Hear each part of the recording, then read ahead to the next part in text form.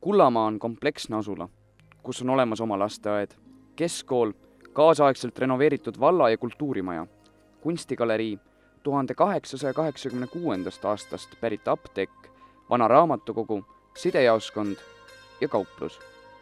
Kullamaal on populaarsed maijooks, jüriööjooks ja pika traditsiooniga võrkpallivõistlused.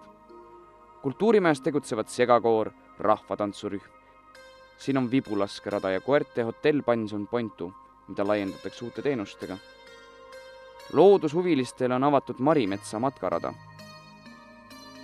Kullamaa inimesed armastavad oma kodupaika. Korraks jääb loodus kuulatama.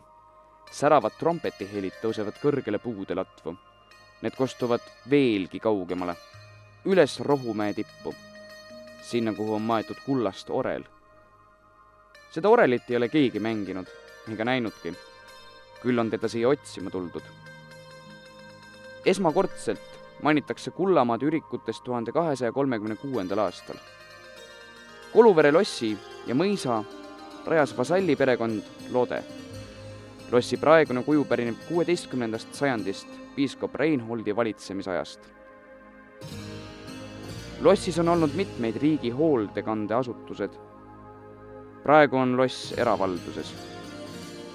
Kullamaa kirikusse ja kalmistule on maetud mitmeid tuntud ja kuulsad inimesi. Endisest kirikumõisa kõrtsihoonest ehitati 1930. aastal Läänemaa Avaraim rahvamaja ning pangahoone. Praegu asub seal vallavalitsus ja kultuurimaja.